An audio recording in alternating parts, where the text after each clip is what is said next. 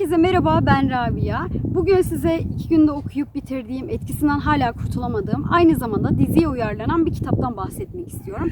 Bu kitap tahmin ettiğiniz üzere Gülseren Budayıcıoğlu'nun son kitabı olan Camdaki Kız. Kısa sürede okuyup bitirebileceğiniz, etkisinden uzun süre kurtulamayacağınız bir kitap. Aynı zamanda Doğduğun Ev Kaderindir dizisindeki Zeynep'in hayat öyküsü de bu kitapta yer alıyor. Kitapta neden bahsediyor? Tanınan, zengin bir ailenin kızı olan Nalan Hanım'ın ve elektrikçi olan, aynı zamanda onların şoförü olan, yanlarında çalışan Hayri'nin aşklarını konu alıyor. Sıradan bir aşk hikayesi değil. Nalan Hanım'ın uğruna her şeyden vazgeçtiği, Hayri'nin ölümü bile göze aldığı bir aşk hikayesi bu. Olayları kitaptaki sıraya göre anlatmayacağım. Tamamen bunların gerçek hayat öyküleri. Nelerde, dizide nasıl işleyecekler? Gerçekten çok merak ediyorum konuyu. Zaten ilk fragmanı da yayınlandı şu an. Yakın zamanda da başlayacak dizi. Biliyorsunuz Burcu Biricik başrol oyuncusu olarak oynayacak. Nalan'ı o oynuyor. Hayri'yi gerçekten çok merak ediyorum. Kim oynayacak bakalım. Nalan ve Hayri'nin bir aşk öyküsüne, hayat öykülerine başlayalım. Şu an yağmur yağıyor ve onların da aşkı yağmurlu bir günde başlıyor. Nalan'ın aslında babası ve annesi olarak bildiği kişi onun anneannesiyle dedesi. Anneannesiyle dedesi çok tanınan zengin ailelerden geliyor ikisi de ve kendileri de zaten zenginler ve tanınan kişiler. Dedesinin görev yaptığı yerde anneannesini görüyor, tanışıyorlar, birbirlerini seviyorlar ve evleniyorlar. Uzun yıllar bütün çabalarına rağmen çocukları olmuyor. Daha sonrasında bir tane kızları oluyor. Adını Güneş koyuyorlar. Ve bu Güneş büyüyüp ergenlik çağına geldiğinde Güneş'in dayısı da üniversite öğrencisi aynı zamanda. Onların yanında yaşamaya başlıyor. Ne oluyorsa zaten o zaman oluyor. Hamile kalıyor Güneş. Yani ortada bir ensest ilişki var maalesef. Nalan'ın anneannesi durumu çok geç fark ediyor. Zaten hamile olduğunu fark ettiklerinde de dayısı ortadan kayboluyor. Çocuğu aldırmak için çok geç olduklarını fark ediyorlar. Ve çocuk doğarken anneyi de kaybediyorlar. Ve bu olay da herkes tarafından duyuluyor. Aile büyük bir utanç, büyük bir hüzün, büyük bir kederle Ankara'dan İstanbul'a taşınıyorlar. İstanbul'un dışında bir yerde herkesten uzak bir şekilde yaşamaya başlıyorlar. Nalan'ın dedesinin ailesi dedesine bütün mal varlığından men ediyor ve iletişimlerini koparıyorlar. Sadece bir tek halası onlarla iletişimine devam ediyor. Ama diğer herkes, bütün herkes iletişimlerini koparıyorlar. Nalan'ın çocukluğu çok yalnız geçiyor. Tamamen bir odada bir cam fanusun içinde her şeyi var. Fakat kimse onunla konuşmuyor. Dedesi, anneannesi hiç iletişim kurmuyorlar. Ya da kursalar bile çok kısıtlı iletişim kuruyorlar. Ya da sadece dışarıda, davette herkesin yanında iletişim kuruyorlar. Ve herkese anneannesi kızını ve damadını trafik kazasında kaybettiğini ve torunlarına kendilerinin baktığını söylüyorlar. Nalan'a okuma yazma bilmeyen yaşlı bir kadın olan Hafize nine bakıyor. Kocaman bir konağın, kocaman bir odasında Nalan bütün maddi imkanlarının olduğu fakat onunla iletişim kuran olmadan ve sevilmeden büyüyor. Ve bütün hayatı okul, ev ve o odada geçiyor. Sürekli camdan sokağı izliyor. Bütün hayatı odasının pencerelerinden izliyor. Hatta onun bir arkadaşı var, Sarhoş Muharrem. Ve bütün herkesi tanıyor. Bir de kapıcının kızıyla arkadaşlık kuruyor. Onun hayatına gıpta ederken Nalan da kapıcının kızının hayatına gıpta ediyor. Hatta Nalan okula başladığında doğru düzgün konuşamıyor ve öğretmenler onun zekasında sorun olduğunu düşünüyorlar. Fakat daha sonra durumunun böyle olmadığı ortaya çıkıyor. Uyaran eksikliği olduğu ortaya çıkıyor. Öğretmenlerinin de yardımıyla bu durumdan kurtuluyor Nalan. Ve bütün hayatı böyle geçiyor. Daha sonra Nalan üniversiteyi okuyor, iç mimar oluyor. Tanınmış bir şirkette işe başlıyor ve o şirketin sahibinin oğluyla da evleniyor. Evlendikten sonra işi bırakıyor. Aslında evliliğinde de aradığı şeyi bulamıyor. Çünkü kocasına ne kadar yaklaşsa da, sevgi gösterse de, mutlu etmeye çalışsa da kocasından aynı ilgiyi, aynı sevgiyi, aynı şefkati göremiyor. Nalan bütün gerçekleri evlendikten sonra öğreniyor. Bir gün aniden dedesini kalp krizinden kaybediyor. Herkes gittikten sonra anneannesiyle baş başa kalıyor. Anneannesi yanında hazır ettiği bohçayı çıkarıp içindeki albümü gösterip her şeyi anlatıyor ona, bütün gerçekleri. Ve diyor ki sen benim kızımın çocuğusun, canımsın. Fakat aynı zamanda da o alçağın çocuğusun. O yüzden en büyük düşmanımsın benim diyor. Ve bir daha sakın buraya gelme diyor. Kız yıkılmış, perişan. Hem dedesini kaybetmiş bir hafta önce hem bütün hayatının gerçeklerini öğrenmiş.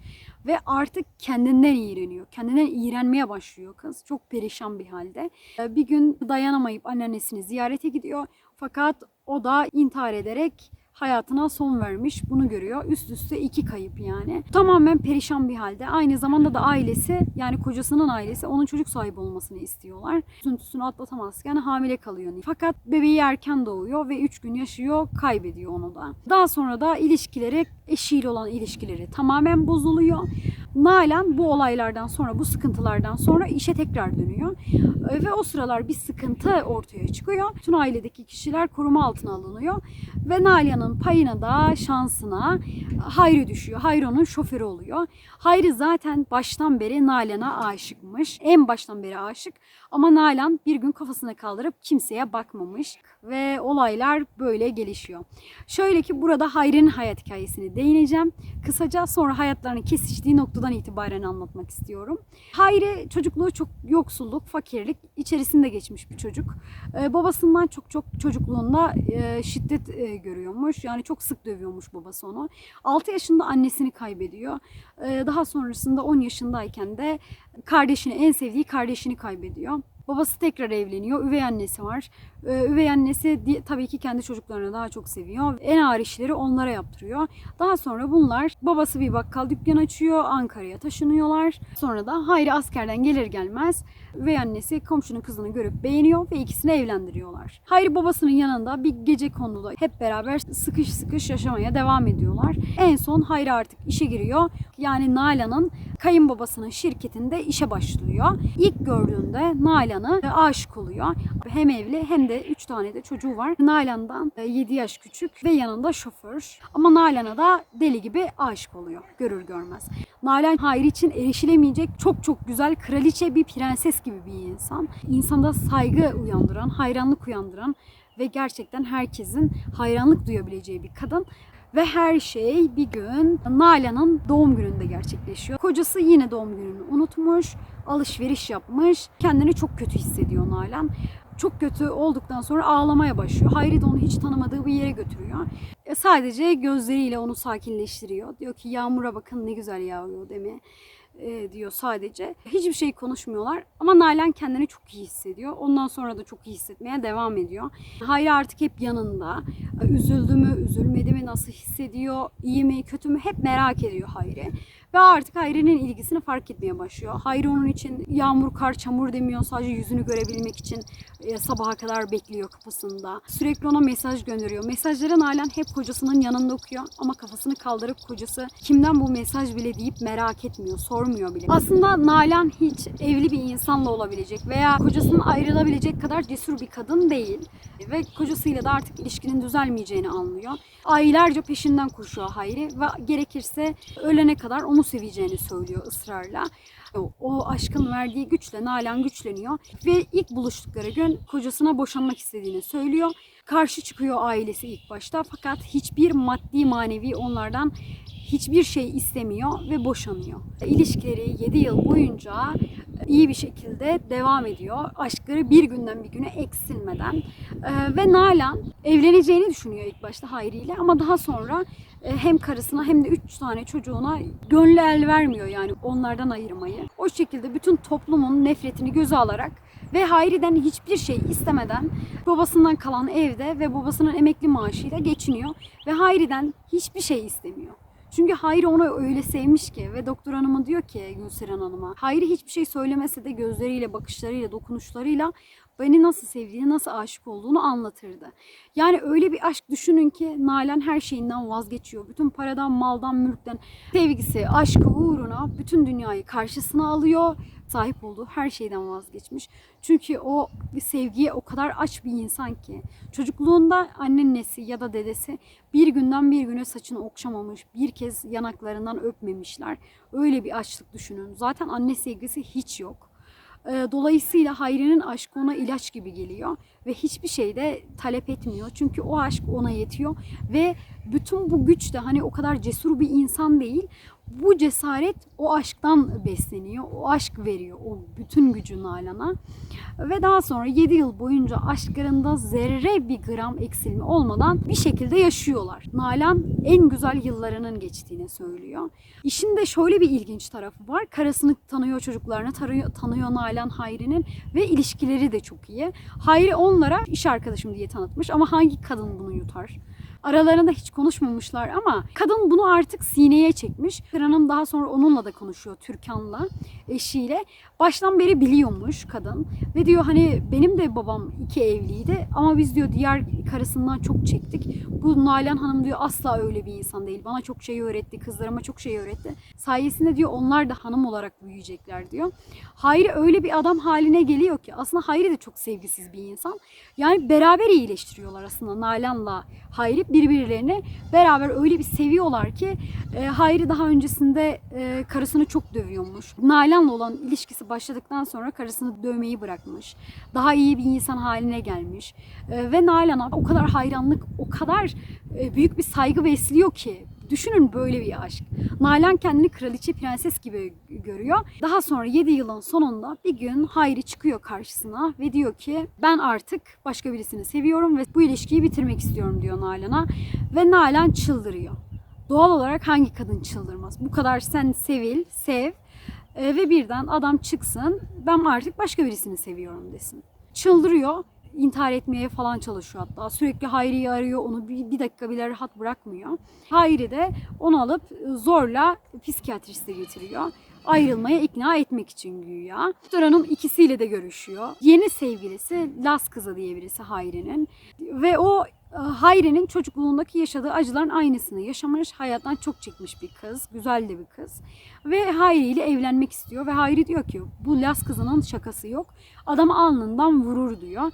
Ve çok da ciddi. Aslında 3 kadından da vazgeçmek istemiyor. Doktor Hanım diyor ki bu yolun sonu iyiye çıkmıyor. Ona göstermeye çalışsa da aslında onun kader motifinin onu bilerek o güzelim aşktan sonra düşünün bir insanın hayatı bir şekilde yolunda giderken bir anda raydan çıkıyor. Diyor ki senin artık kader motifin seni tekrar o acılarına götürmek istiyor. Çocukluğundaki acılarına götürmek istiyor. Çünkü çocukluğundaki yaşadıklarını yaşamış bir insan.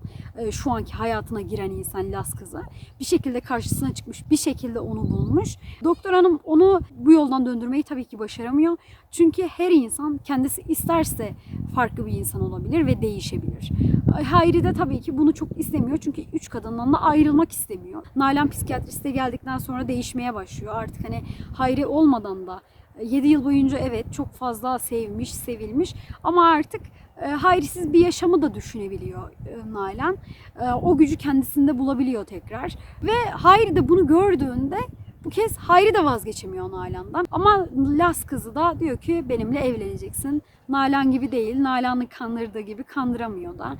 Ve bir gün Hayri vazgeçmiş onunla evlenmekten, ayrılmak istediğini söylemiş Las kızına. Las kızı da onu karısının evine girerken yakalıyor. Daha öncesinde de Las kızı karısını tehdit ediyor. Çekil aramızdan biz evleneceğiz vesaire gibi tehditleri de var. Las kızı bunun peşine geliyor ve kalbinden bıçaklayarak öldürüyor.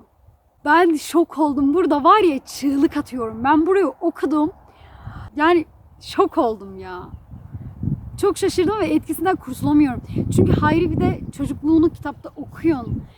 Allah'ım nasıl güzel anlatıyor. Nasıl böyle bütün duygularını maskelemeden, gizlemeden anlatan dolu dolu bir insan. Evli, başka bir kadına aşık olsa da onu hiç yadırgayamıyorsunuz, hiç suçlayamıyorsunuz ve o kadar benimsiyorsunuz ki o insana gerçekten en yakınımı kaybetmiş gibi hissettim. Nalan'ın hayat öyküsü zaten bambaşka insanı acıtıyor. Özellikle o çocukluğunda yaşadığı kısım. Ensest ilişkisi, Hayri'nin ölümü. Nalan hani onsuz yapamam derken, onsuz yaşayamam ben derken onsuz yaşıyor. Hayat karşısına neler çıkarıyor ve artık onsuz yaşamaya başlıyor. Yani buna alışıyor. Bununla artık yüzleşebiliyor. Yani bununla baş edebilecek gücü var. Şöyle 2 tercihi var aslında. Ya hani kendini yasa bürüyecek çocukluğunda olduğu gibi hep alıştığı duyguya tekrar dönecek ya da hayata bir şekilde devam edecek. Bir şekilde devam etmeyi seçiyor Nalan da içindeki o gücü keşfedip bütün yaralarının farkına varıp geçmişinin vesaire ki zaten hayatında çok güzel 7 yılı sevgi dolu bir yılı olmuş. Minnettarlık duyuyor zaten. Nalan Hayri'nin daha sonra cenazesine gidiyor. Hayri'nin karısı ve çocukları Nalan'da kalıyorlar bir süre ve bir gün mutfaktayken diyor ki karısı, Nalan Hanım üzülmeyin, sakın Laz kızını kafanıza takmayın. Hayri diyor sizden başkasını sevmedi. Siz isteseydiniz ayrılırdı. Hayri beni boşardı ama diyor o boşatamadı. Gördünüz mü diyor. Nalan şok. Nalan hiç bilmediğini, fark etmediğini sanırken kadın tabii ki biliyordu yani. Yıllardır biliyordu. Karma karışık aşk ilişkisinde belki de en huzurlu hayata, kendisiyle en barışık hayata sahip olan bir insan Türkan. Bütün her şeyi kabullenmiş ve yoluna bakıyor bir şekilde. Nalan hayatına devam ediyor. Bir tane resim kursuna gidiyor. Neyse bir gün bir akşam koluna birisi dokunuyor arkadan Nalan'ın. Resim kursunun hocası. Diyor ki sizinle konuşmam gerekiyor. Çok önemli bir konu. Gidiyorlar bir yere oturuyorlar ve diyor ki ben senin babanım. Babası annesiyle yaşadıklarını tam anlatmasa da yaşadıklarını, bütün hayatını vesaire anlatıyor. Almanya'ya kaçmış. Yıllarca hapiste yatmış. Hapisteyken resim yapmayı öğrenmiş. Sonra Nalan'ın annesiyle dedesi öldükten sonra İstanbul'a gelmiş ve Nalan'ın nerede yaşadığını, ne yaptığını öğrenmiş. Onu takip etmiş vesaire işte. Ve onunla konuşmak istemiş. Ve diyor ki evime gelir misin? Sana vereceğim bir şey var diyor. Ve Nalan evine gidiyor. Bir sürü tablolar var. Diyor ki bunlar senin. Daha sonra da zaten ortadan kayboluyor babası. Yani zaten de hasta bir insanmış. Resmen ölüme gitmiş adam. Kızın her şeyini anlatıp vereceğini verdikten ve af diledikten sonra gidiyor babası da hayatından. Ve Nalan daha sonra bir arkadaşının şirketinde işe başlıyor. Başarılı bir mimar oluyor ve Gülseren Hanım'a da hediye gönderiyor sonunda. Bir mektupla bir hediye gönderiyor. Geçmişiyle yüzleşmiş, yaralarını sarmış bir şekilde, kendisiyle de barışık bir şekilde çalışıyor ve hayatına kaldığı yerden devam ediyor. Hayatımızın karşımıza neler çıkaracağını gerçekten hiç bilmiyoruz. Bütün her şey geçiyor. Bütün yaralar, bütün acılar geçiyor. Her şey bitiyor. Ve dediğim gibi Nalan da sonunda kendisiyle yüzleşiyor, barışıyor artık ve yoluna devam ediyor. Sonuç olarak sevgi, aşk her şeyin ilacı. Kitabı neredeyse bütün detayıyla, bütün ayrıntısıyla anlattım. Video bu kadardı. Siz de sağlıkla, mutlulukla, huzurla ve en önemlisi sevgiyle kalın. Hoşça kalın. Başka bir kitap videosunda görüşmek üzere.